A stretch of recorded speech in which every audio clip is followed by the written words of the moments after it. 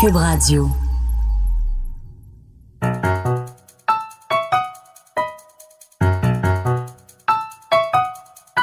Ici Mathieu Bock-Côté et bienvenue aux Idées mènent le monde.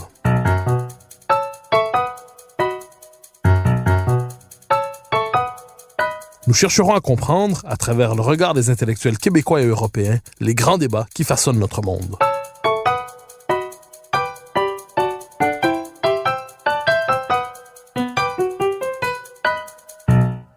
On a longtemps considéré la social-démocratie comme l'horizon indépassable du monde capitaliste, dans la mesure où elle le civilisait et contribuait à l'humaniser.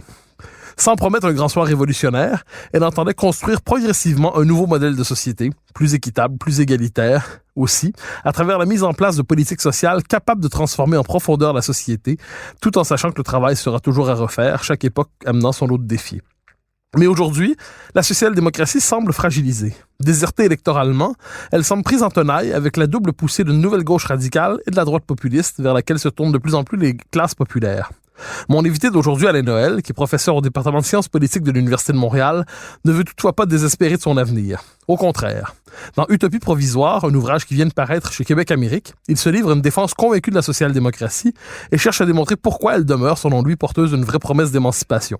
Je le reçois aujourd'hui pour en parler. Alain Noël, bonjour. Bonjour, merci beaucoup pour l'invitation. Puis c'est très bonne mise en contexte. Ah ben merci. Alors, question première à propos de votre titre que vous expliquez dans l'ouvrage, mais qui est énigmatique néanmoins. Utopie provisoire. Le propre de l'utopie, normalement, c'est une réconciliation définitive d'une société, c'est-à-dire un modèle de société parfait, une fois pour toutes établi.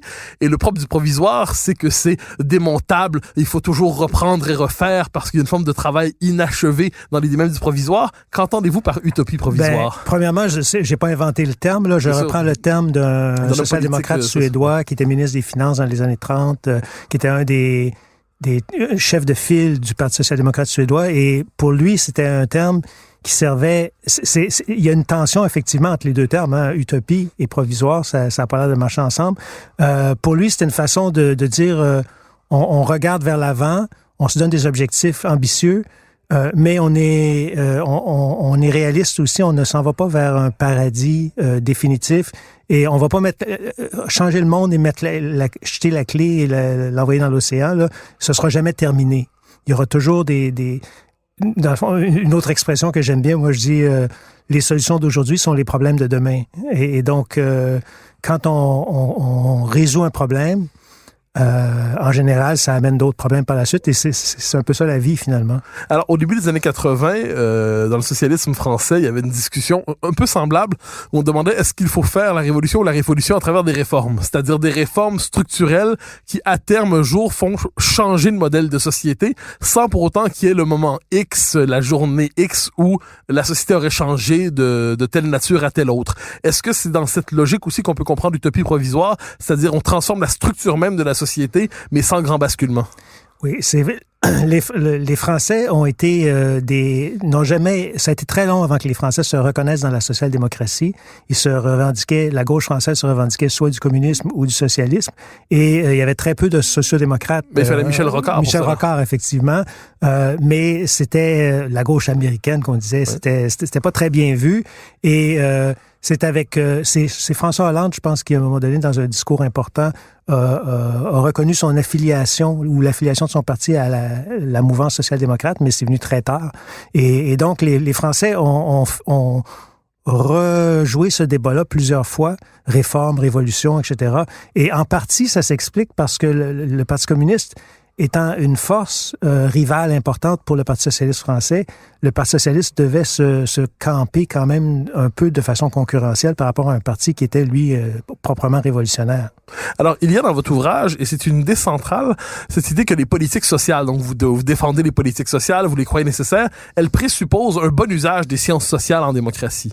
C'est-à-dire que il est possible tout en sachant que les sciences sociales ne sont pas un double dans la société de la physique ou de la chimie, et ainsi de suite, les sciences sociales peuvent engendrer un savoir qui permet de construire peu à peu une société plus égalitaire, plus juste, et ainsi de suite. Donc, est-ce que je vous comprends bien si je dis que toute entreprise social-démocrate présuppose de placer les sciences sociales au cœur de la définition du projet collectif?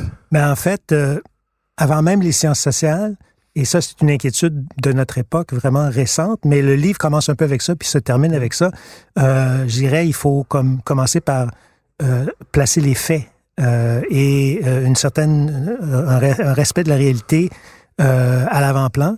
Et donc, il faut dépasser un peu les étiquettes, les discours idéologiques, les arguments à la voix comme je te pousse, et faire un débat démocratique raisonné. Les sciences sociales, là-dedans, jouent un rôle, comme les sciences naturelles d'ailleurs, jouent un rôle d'éclairage, mais elles ne nous dictent pas ce qui doit être fait. Donc, la posture que je défends, c'est pas la posture de l'ingénieur qui vous dit si tu veux que ton pont puisse résister à un camion de tant de tonnes, il faut mettre tant d'acier, etc. En sciences sociales, on n'est pas vraiment capable de faire ça. Premièrement, parce qu'une grande partie des connaissances en sciences sociales sont probabilistes, donc déjà en partant, il y a une incertitude. Et il y a encore plus d'événements qui ne sont même pas probabilistes, qui sont carrément incertains au sens radical du terme, c'est-à-dire qu'on ne le sait pas. Et donc, les sciences sociales nous aident à éclairer les alternatives qui s'offrent à nous, mais les sciences sociales ne peuvent pas résoudre les différences sur les valeurs et les principes qui sont sous-jacentes à nos débats politiques, si bien que on se retrouve avec des débats, j'en parle un peu dans le livre, avec des débats qui sont pérennes, qui reviennent décennie après décennie. Le débat, l'exemple que je donne dans le livre, c'est le débat sur le mérite et la justice sociale versus le mérite. Est-ce qu'on aide les gens? Est-ce que ça va les désinciter à travailler ou si au contraire, ça va les équiper bien pour avancer dans la vie? Ce débat-là, c'est un débat qui remonte à l'Angleterre libérale du 19e siècle et il est encore avec nous. Alors, je reviens un instant sur la question des sciences sociales et leur dimension normative, justement. C'est-à-dire, il y a une forme de fond philosophique inévitable. Les sciences sociales se construisent à partir d'une philosophie politique, des préférences normatives, des préférences philosophiques qui s'expriment, qui sont avouées ou non, qui sont explicites ou implicites. Or, aujourd'hui, est-ce qu'on peut dire néanmoins que le travail qui se fait en sciences sociales autour des questions de politique sociale, est-ce que l'orientation, qu'on pourrait dire social-démocrate, est dominante dans le travail dans les sciences sociales aujourd'hui? Est-ce que c'est les conclusions de ceux qui travaillent autour de ces questions poussent justement à réhabiliter, construire, approfondir le modèle social-démocrate? Pour répondre brièvement, je dirais non. La perspective qui est dominante dans les sciences sociales aujourd'hui, la discipline qui est dominante dans les sciences sociales aujourd'hui, auprès notamment des décideurs, c'est l'économie. Et les économistes sont plutôt dans un modèle de marché, qui est d'efficacité de marché, d'offres et de demandes, etc. Et donc, la perspective que moi je mets de l'avant, qu'on peut appeler une perspective social-démocrate, c'est une perspective qui est plus ancrée en sciences politiques et en sociologie. Et elle est forte, mais elle n'est pas dominante.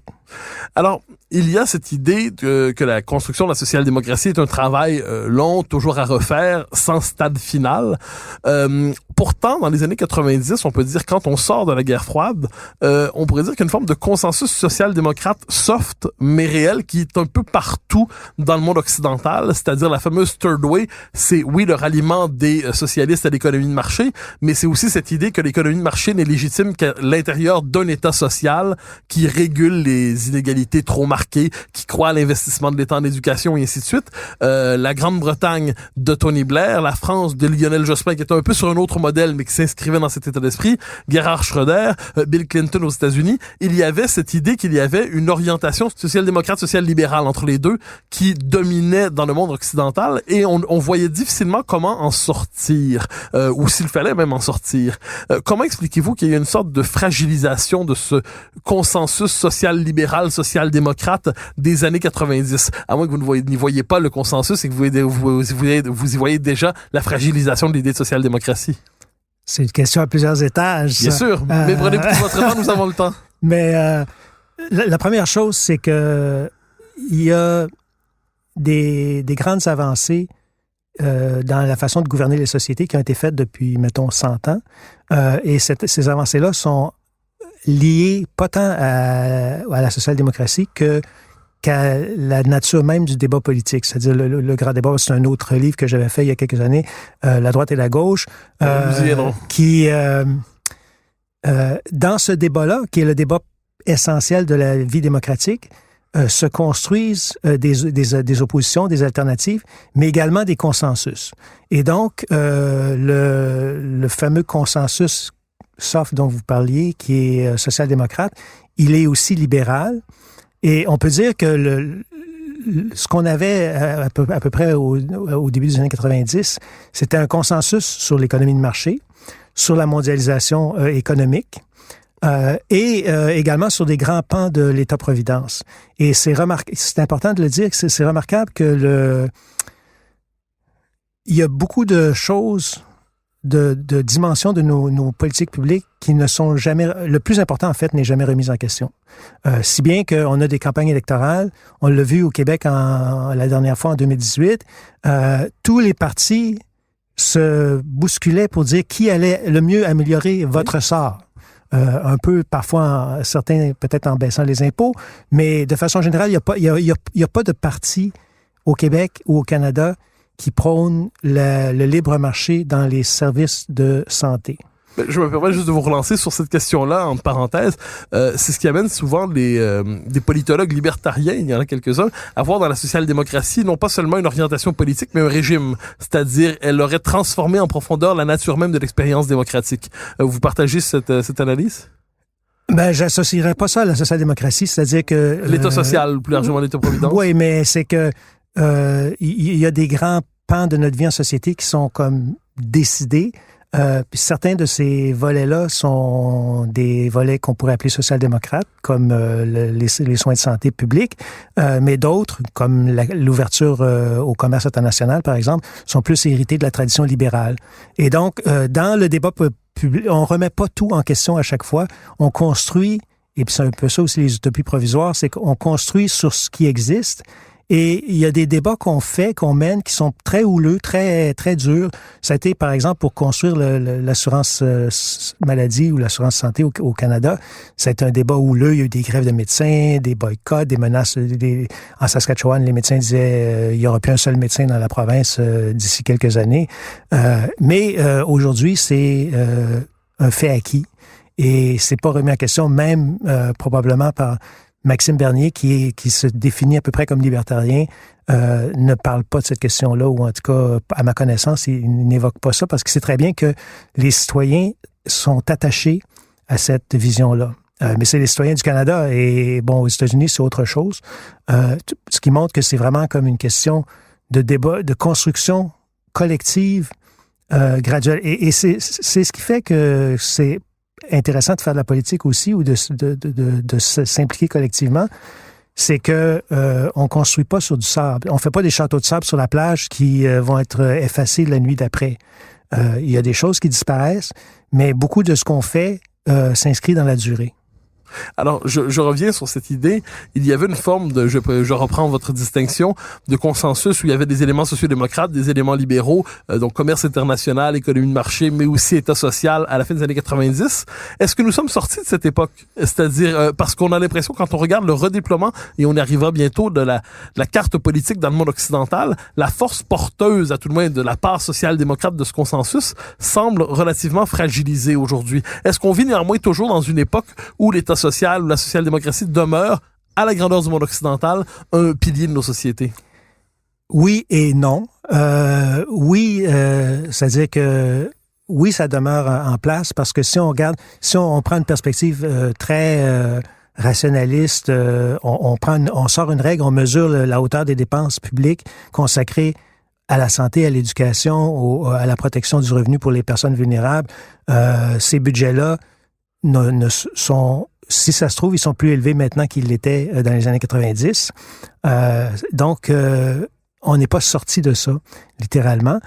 En même temps, dans le discours public, il y a des éléments de remise en question importants qui concernent notamment le rapport à la vérité, qui concernent le rapport au reste du monde, le rapport à l'identité.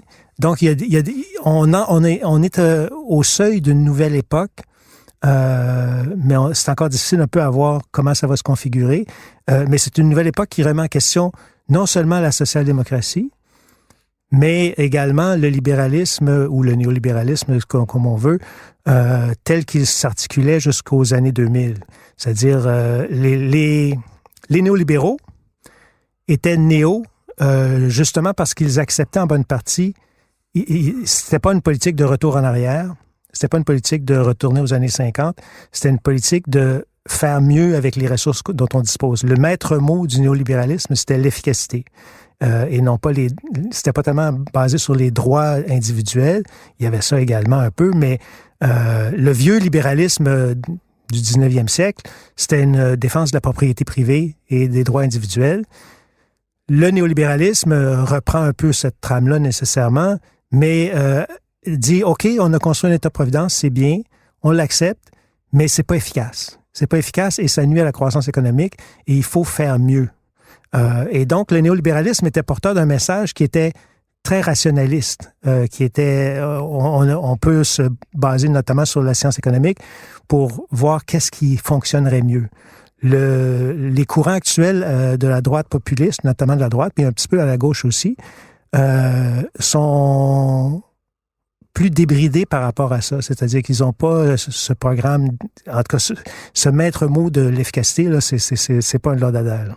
Alors, on y arrive lentement, mais vous m'y poussez. La question aujourd'hui de l'émergence de nouvelles forces. Vous avez parlé du clivage gauche-droite, qui est un clivage qu'on a depuis une cinquantaine d'années, en fait, depuis la guerre, à tout le moins, on le pensait dans les paramètres de l'État social.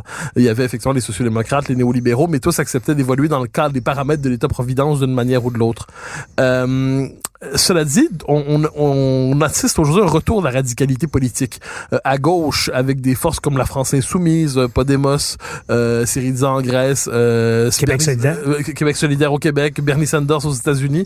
Donc l'idée, même quelques-uns revendiquent le mot socialisme, qui était un mot qui était un peu passé de mode depuis les années 80 et plus encore 90. Et de l'autre côté, la radicalité de ce qu'on appelle la droite populiste, avec cette singularité que souvent cette droite populiste est celle qui défend le programme de l'ancienne gauche. C'est-à-dire, elle se montre, elle se porte à la défense des services sociaux, elle se veut à la défense de la classe ouvrière ou des travailleurs, et ainsi de suite, défend un certain protectionnisme au nom de la capacité de protéger les droits des travailleurs.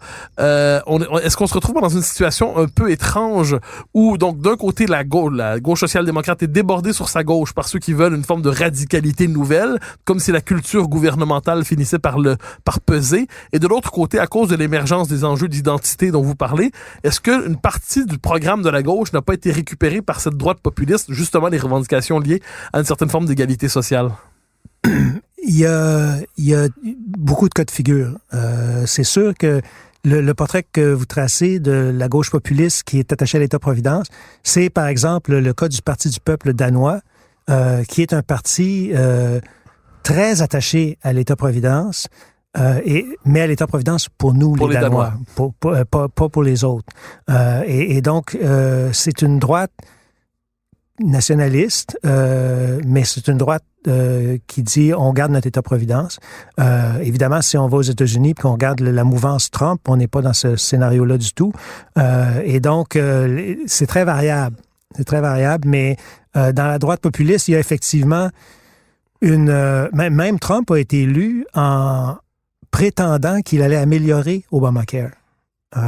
Et il y a des gens qui ont voté pour Trump en disant qu'il va améliorer Obamacare. Il se présentait comme le candidat des travailleurs, voilà. Le candidat du travailleur ordinaire. Et jusqu'à un certain point, il l'a été, parce que si on regarde la configuration du vote, c'est assez complexe, évidemment, aux États-Unis, mais le schéma qui se dégage, et d'ailleurs, on le voit dans la campagne électorale fédérale canadienne actuellement, il y a une opposition rurale-urbaine qui est très importante, puis les villes sont le lieu de la diversité culturelle, les emplois plus qualifiés, des gens plus éduqués, plus susceptibles d'être des gagnants de la nouvelle économie, alors que les régions plus périphériques se sentent un peu laissées pour compte et sont plus vulnérables par rapport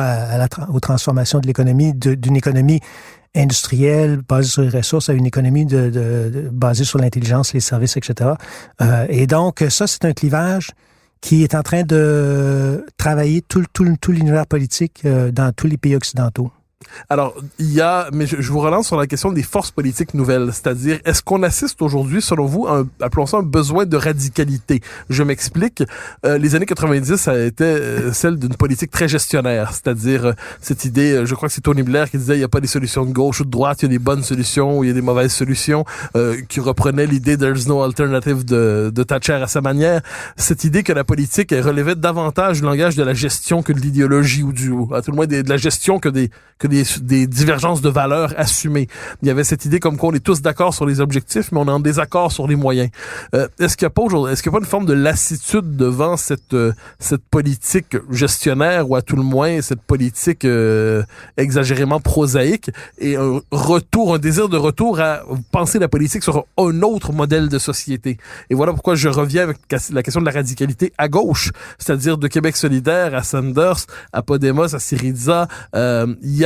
Il me semble, mais vous me corrigerez, peut-être, il y a cette idée que la politique doit se remettre sur le rêve d'une volonté d'imaginer un autre type de société et pas simplement améliorer la société existante. Est-ce qu'il y a cette radicalité? Est-ce que vous voyez cette radicalité à gauche qui revient? Et si oui, comment l'analysez-vous?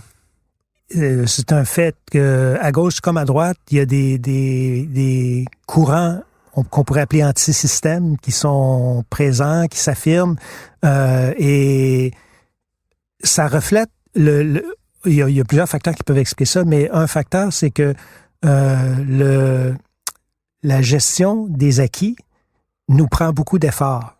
Et donc, on a construit un État-providence généreux, un système d'éducation publique, un système de protection sociale pour les personnes les plus vulnérables, et pour maintenir ça en place, pas pour améliorer, là, seulement pour maintenir les choses, s'assurer que vous allez à l'hôpital, vous avez un bon service dans les temps requis. Ça nous demande énormément de ressources. La santé, c'est presque la moitié du budget des provinces au Canada.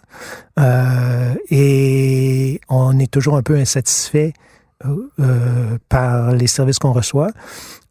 Donc, ça crée un univers où c'est pas simple de proposer des grandes avancées parce qu'on a de la difficulté un peu à gérer le quotidien, les acquis.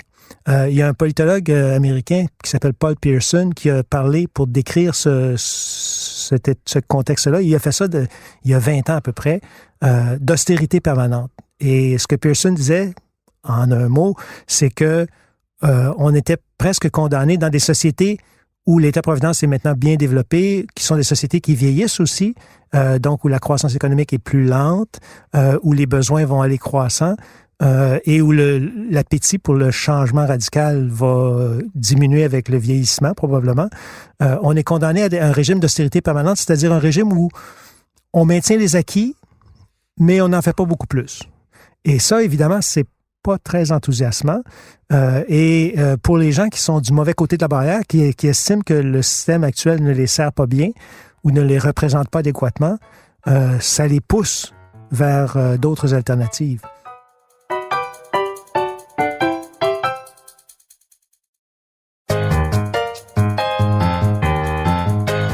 Je reprends la question en me référant à François Furet, que vous connaissez, l'historien de la Révolution française, et qui avait écrit un livre, Le passé d'une illusion, sur l'histoire du communisme au XXe siècle. Et dans la dernière page, il y avait cette phrase très forte où il disait « Nous voici, j'ai pas la phrase exacte, mais vous allez voir l'idée, nous voici condamnés à vivre dans le monde qui est le nôtre. Nous voici condamnés à accepter, autrement dit, il n'y a plus d'horizon utopique possible ou d'horizon révolutionnaire ou même d'horizon à la rigueur réactionnaire, c'est-à-dire le retour au monde d'hier.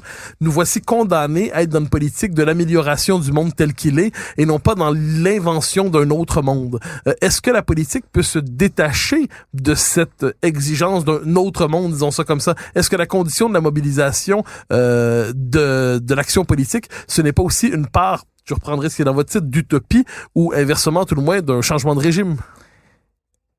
Là où je différerais avec Furet, c'est sur le verbe condamner ou le qualificatif. Nous sommes condamnés. Nous devons accepter, à mon avis, que le monde ne se transforme pas de tout en tout en quelques jours. Et en général, quand ça a été fait dans l'histoire, ça mène à des gouvernements autoritaires. On avait encore récemment les nouvelles sur le décès du dictateur tunisien qui est décédé en Arabie Saoudite. Et il avait pris le pouvoir avec un coup d'État en disant, bon, on va tout transformer. Mais il a tout transformé, mais essentiellement, c'est lui et sa famille ont accaparé les richesses de l'État. Et donc, on doit se méfier de l'idée qu'on peut changer du tout au tout du jour au lendemain. Et d'ailleurs, sur des questions plus prosaïques que une révolution, c'est un peu la même chose. C'est-à-dire que, par exemple, je parle dans le livre de l'idée de revenu minimum garanti. Ouais. Et cette idée-là, c'est une idée qui, pour quelqu'un qui souhaite plus de justice sociale, ça semble avoir du bon sens. Tout le monde a un revenu minimum. Mais ce que ça implique, c'est qu'il faut passer la gratte, puis dans le fond, mettre tout le monde avec le même régime. Et là, qu'est-ce qui arrive avec les gens qui ont, par exemple, des rentes pour handicap ou des vétérans qui ont fait la guerre, ou il y a toutes sortes. Notre système social est imparfait, mais tient compte d'une multitude de situations. Et en général, quand il y a des problèmes, c'est parce qu'on tient pas suffisamment compte de la diversité de la vie réelle des gens. Mais si on fait un programme qui dit on met tout ça de côté, là, puis on fait une enveloppe, on divise ça également, puis les enfants d'Alain Noël qui étudient à l'université puis qui n'ont pas vraiment besoin d'aide, on va leur donner un revenu minimum garanti aussi parce que tout le monde doit en avoir un. Je suis pas sûr que je suis pas sûr, je suis certain au contraire que c'est pas une bonne politique. Et donc, ce que ça veut dire, c'est que quand on travaille sur la société, on part de quelque chose. Et ce quelque chose-là, c'est pas rien, c'est ce que, là, ça va faire plaisir aux conservateurs que vous êtes, mais c'est le résultat du travail des gens qui sont venus avant nous. C'était quand Gabriel Nadeau-Dubois a dit, depuis 20 ans, toutes les élites du Québec ont trahi le Québec. Moi, j'ai trouvé ça m'a révolté. J'ai trouvé ça vraiment inadmissible. Et ça, c'est un argument populiste par excellence, c'est-à-dire que c'est la dénonciation en bloc de tous ceux qui sont venus avant moi. Mais c'est pas vrai, ça. C'est pas. Ils ont fait des erreurs, ces gens-là, mais ils ont fait au mieux de ce qu'ils pensaient devoir être fait. Ils l'ont fait en débattant entre eux. Il y a des choses que moi, j'aurais aimé mieux voir faites différemment. J'aurais souhaité d'autres résultats, mais c'est pas une trahison. C'est pas un échec complet. C'est pas une situation où il faut tout balayer et recommencer à zéro. Alors, vous avez évoqué le fait que nous entrons peut-être dans une nouvelle époque avec de nouveaux enjeux, de nouveaux rapports à la vérité, de nouveaux rapports à l'identité, de nouveaux rapports au monde, plus largement rapport à la frontière. Quelle est la communauté politique dans laquelle on évolue? Alors, vous avez déjà consacré un ouvrage au clivage gauche-droite. Comment définir? Est-ce que vous croyez que le clivage, le langage gauche-droite s'applique pour décrire les enjeux de notre temps? Parce que plusieurs cherchent à le remplacer par de nouveaux clivages globalistes, nationalistes, parti du sursaut, parti de l'autre, multiculturaliste, nationaliste. Est-ce que vous croyez que gauche-droite demeure, en dernière instance, le langage politique le plus adéquat pour décrire pour simplifier aussi, évidemment, les débats qu'on a dans nos sociétés, pour mettre en scène, finalement, les grands conflits qui traversent nos sociétés? L'opposition entre la gauche et la droite, ça n'a jamais été le seul vecteur de débat politique dans nos sociétés, notamment partout. Les enjeux identitaires, la nation, qui nous sommes, etc., ont été importants. Mais l'opposition gauche-droite, ça c'est l'argument je faisais avec Jean-Philippe Therrien dans le livre sur la gauche et la droite, c'est la plus universelle des oppositions, celle qu'on retrouve le plus souvent, un peu partout, pendant le plus longtemps, et celle qui explique le plus de choses. Et ceci est toujours vrai aujourd'hui. Quand on parle du pétrole, de l'environnement, du réchauffement climatique, on peut savoir à peu près où sont les climato-sceptiques, où sont les gens qui veulent qu'on fasse davantage. La gauche et la droite nous aident encore à comprendre ça. Récemment, l'année dernière, avec Jean-Philippe Therrien, on a fait une espèce de retour sur cette question-là. C'est pas publié encore, là. C'est un article scientifique, donc c'est dans les limbes de l'évaluation, là. Mais on regardait dans, si je me souviens bien, 83 pays du monde, comment l'attitude sur le registre gauche-droite permet de prédire les autres attitudes attendues, là, attitude face à la redistribution, attitude face à l'homosexualité, l'attitude par rapport à l'armée, etc. Et ce qu'on trouve, c'est que partout dans le monde, l'opposition gauche-droite permet de prédire pas mal ce que les gens pensent sur les autres questions attendues, mais que c'est surtout vrai et plus nettement vrai dans les démocraties. Et donc, c'est pas une question de civilisation, là, Asie, Afrique, Europe, Amérique du Nord, etc. C'est une question grosso modo, c'est l'âge de la démocratie. Quand ça fait longtemps qu'on vit en démocratie, que ce soit en Inde ou aux États-Unis, on adopte la grammaire gauche-droite parce que on a besoin de clés pour comprendre le monde, on a besoin de simplifier les choses. Donc ça, c'est une clé assez formidable qui permet de comprendre le monde. Et évidemment, ça arrive pas par hasard. C'est parce que les politiciens, les élites, campent le débat de cette façon-là que les gens finissent par s'y retrouver de cette façon-là. Alors, je nous ramène un peu chez nous, au Québec. Vous avez, vous parlez évidemment de la situation québécoise à plusieurs reprises dans votre ouvrage.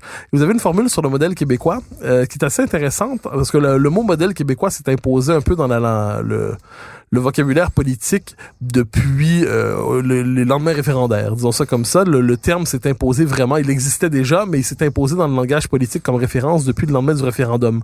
Et vous dites justement que le modèle québécois tel que nous le connaissons aujourd'hui s'est construit globalement au cours des 20 dernières années. Donc, alors que la plupart du temps, on veut y voir le long héritage de la Révolution tranquille, vous dites tel que nous le connaissons aujourd'hui, il s'est construit au cours des 20 dernières années. On peut ajouter qu'on a l'impression, quand on écoute le discours public des 20 dernières années, qu'on était effectivement sur le registre, je reprends vos mots, de l'austérité permanente. On avait l'impression qu'il n'était que déconstruit, ce modèle, qu'il perdait en originalité, qu'il perdait en substance, qu'il perdait en réalité. Or, vous nous dites, ce modèle-là, on l'a construit et il est encore dans ses propres... Il n'est pas à sa naissance, mais à tout le moins, on est encore dans les premiers moments de son élaboration et ça fonctionne globalement. Le modèle québécois, vous le définiriez de quelle manière et en quoi marque-t-il une différence québécoise réelle à l'échelle de l'Amérique du Nord? Je reviendrai pas sur la définition. Je dis toujours à mes étudiants que je suis pas très bon pour définir les termes, puis que c'est toujours un peu arbitraire une définition, là, mais c'est une façon d'être solidaire en Amérique du Nord, avec un appui significatif de l'État. Les Québécois sont assez ouverts à l'intervention de l'État. Ils appellent l'intervention de l'État. Quand il y a un problème, on se tourne vers l'État et c'est toujours l'État du Québec auquel les Québécois pensent quand il s'agit de résoudre un problème important. Et il y a une attitude aussi plus ouverte par rapport à la redistribution, à l'égalité. Puis on le voit dans la campagne électorale actuelle. Par rapport à l'environnement, les Québécois sont également plus préoccupés par l'environnement que les autres Canadiens, sont plus sensibles, sont plus ouverts à l'idée de taxer le carbone, etc. Donc, il y a différents traits. Et ces traits-là, ils sont très nettement, là, quand je dis que c'est un modèle récent, c'est ancré loin. C'est-à-dire que ça vient au minimum de la Révolution tranquille.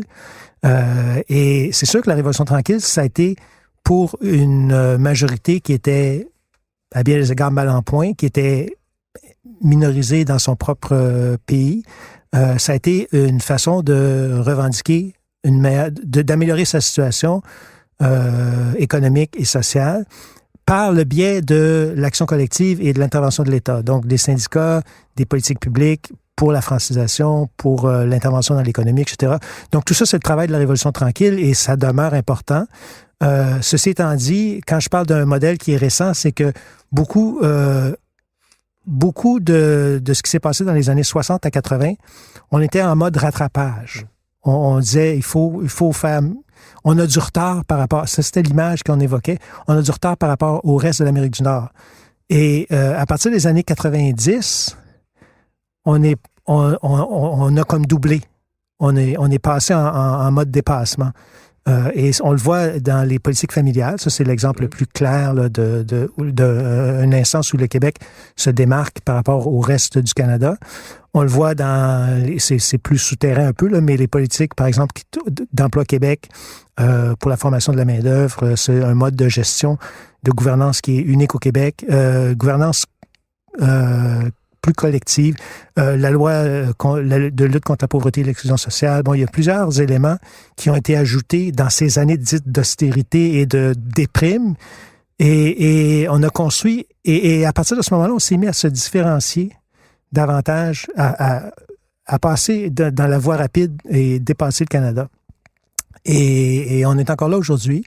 Et c'est des acquis dont on peut être fier parce que ce qu'on voit, c'est que il n'y a jamais eu... Bon, la situation économique au Québec actuellement, là, elle est remarquable. Elle est historiquement presque unique. Le taux de chômage... Le Québec, c'était une société de chômage élevé. C'est un des premiers textes que j'ai écrit quand j'étais jeune professeur. Ça s'appelait « Le chômage en héritage ». C'était un problème lancinant dans la société québécoise. Toutes les campagnes électorales se jouaient là-dessus, des emplois. Les Québécois, à la fin du 19e siècle, quittaient le Québec pour aller aux États-Unis pour travailler. Et donc, c'était une situation qui était historiquement très durable. Et aujourd'hui, on a des taux de chômage records. On bat le record à chaque année. Ça continue de baisser. Il n'y a jamais eu... Quand j'ai fait, en 1995, c'était l'année du référendum, j'ai travaillé, j'en parle un peu dans le livre, j'ai travaillé avec Camille Bouchard et Viviane Labrie sur un rapport sur l'aide sociale et on a rencontré tout le monde au Québec, des assistés sociaux, des intervenants, etc. Et à ce moment-là, c'était dans les deux chiffres, là, le pourcentage de la population qui recevait de l'aide sociale, c'était très important et il y avait beaucoup de jeunes aptes à travailler qui étaient à l'aide sociale.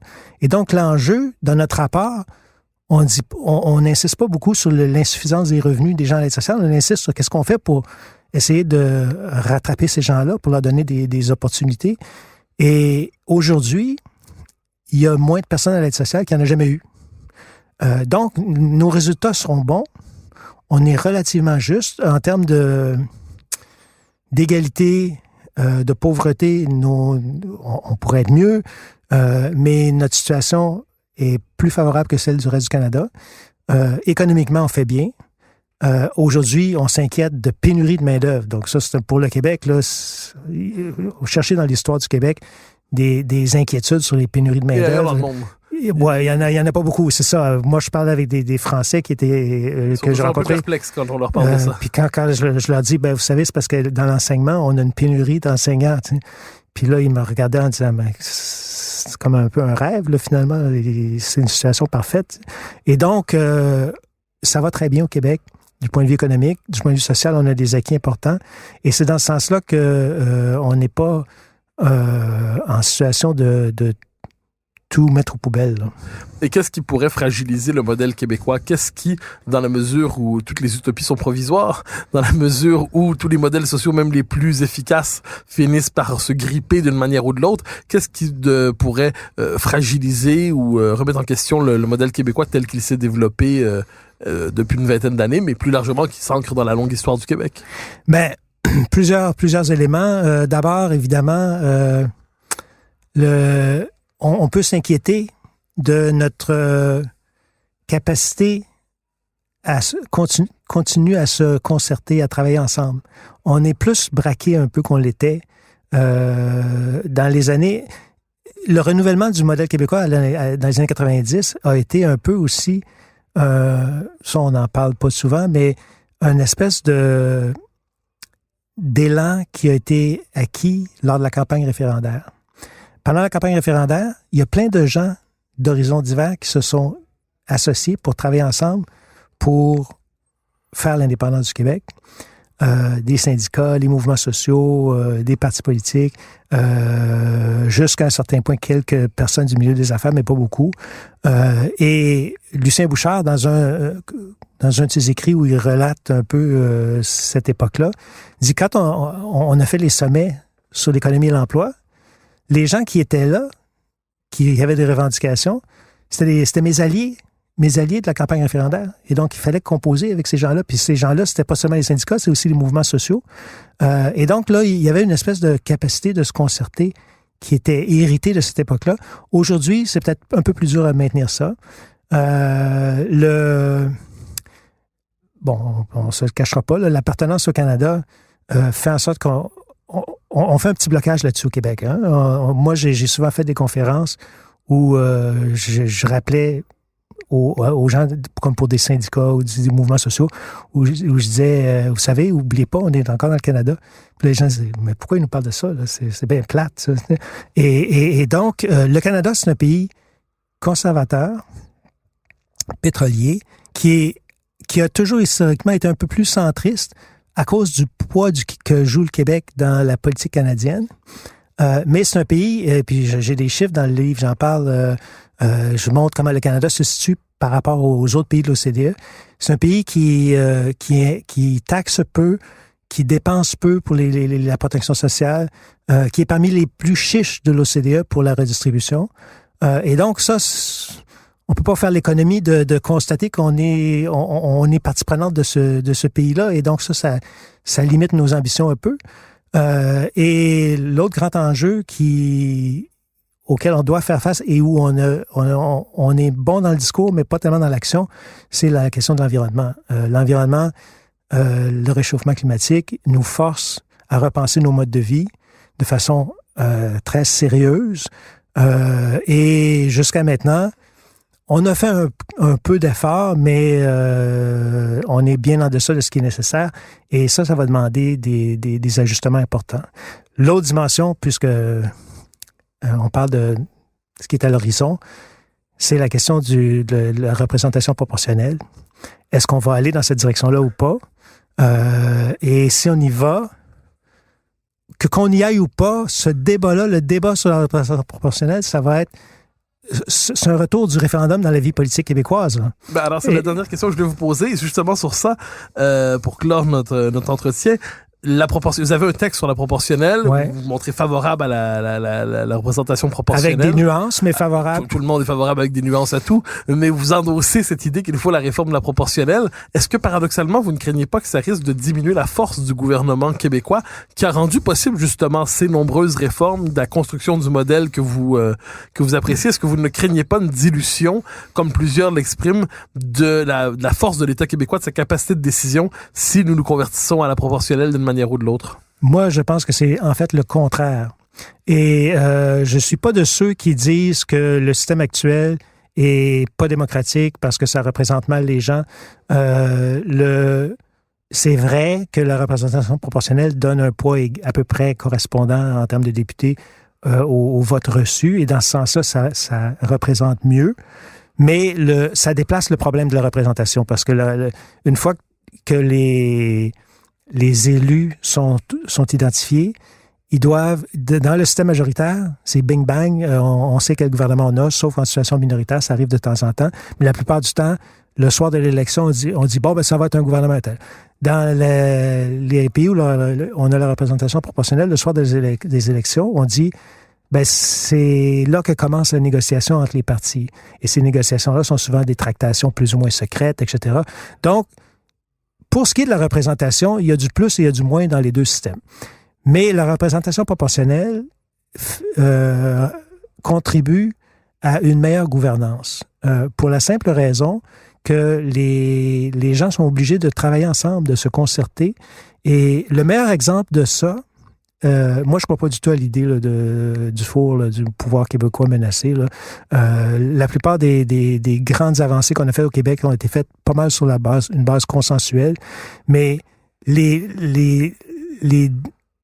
la supériorité du modèle proportionnel en termes de gouvernance est illustrée de façon remarquable actuellement par le déraillement complet de la vie politique britannique, où on voit que dans un système majoritaire, les partis, et même à l'intérieur des partis, les gens ne sont pas capables de faire des compromis, de travailler ensemble, de travailler avec l'adversaire. Surtout quand émerge une question qui n'était pas à l'origine de la structuration de l'espace politique. Oui, puis c'est une situation typique de ce qu'on appelle le paradoxe de Condorcet, là, c'est qu'il n'y a aucune solution qui recueille une majorité. Et donc, les parlementaires britanniques rejettent tout, mais ne proposent rien. Et même le parti d'opposition, Jeremy Corbyn, on ne sait même pas quelle est vraiment la position des travaillistes sur le Brexit. Donc, la vie politique britannique est paralysée depuis maintenant plus d'1 an et ils sont incapables d'engendrer des consensus. C'est évidemment pas uniquement à cause du système majoritaire, mais ce que ça veut dire, c'est que l'idée de forcer les partis à travailler ensemble, à se concerter, c'est en soi valable. Et les pays qui ont la représentation proportionnelle, en général, sont des pays qui ont aussi une meilleure protection sociale et des gouvernements plus solides. Il y a des exceptions. Bon, actuellement, si vous suivez ce qui se passe en Espagne, c'est pas de la publicité pour la représentation proportionnelle. Et donc, il y a des difficultés propres à la représentation proportionnelle. Mais moi, je pense que ce serait pour le Québec une occasion d'accentuer sa distinction en Amérique du Nord, son caractère unique, et de conjuguer ses institutions à sa réalité sociale qui est de cette nature-là, qui est une réalité de petits pays capables de se concerter.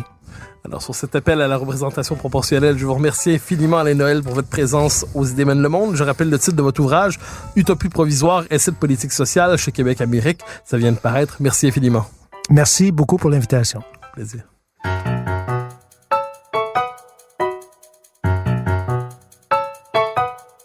Chers auditeurs des Idées mènent le monde, vous pouvez faire connaître le balado sur vos réseaux sociaux en partageant les épisodes que vous aimez. Cela nous donne à chaque fois un fier coup de main pour faire découvrir le balado. Ainsi, si vous écoutez sur une autre plateforme que Cube Radio, laissez-nous un commentaire. C'est encore une fois un geste qui nous permet de faire connaître la série au plus grand nombre. Merci à vous d'être à l'écoute. Vous pouvez me suivre sur Twitter et sur Facebook. Vous pouvez également lire mes chroniques chaque mardi, mercredi, jeudi et samedi dans le Journal de Montréal. Et chaque semaine, vous pouvez me suivre à la Joute à TVA. Animation et recherche, Mathieu Bock-Côté. Réalisation, Anne-Sophie Carpentier. Une production Cube Radio.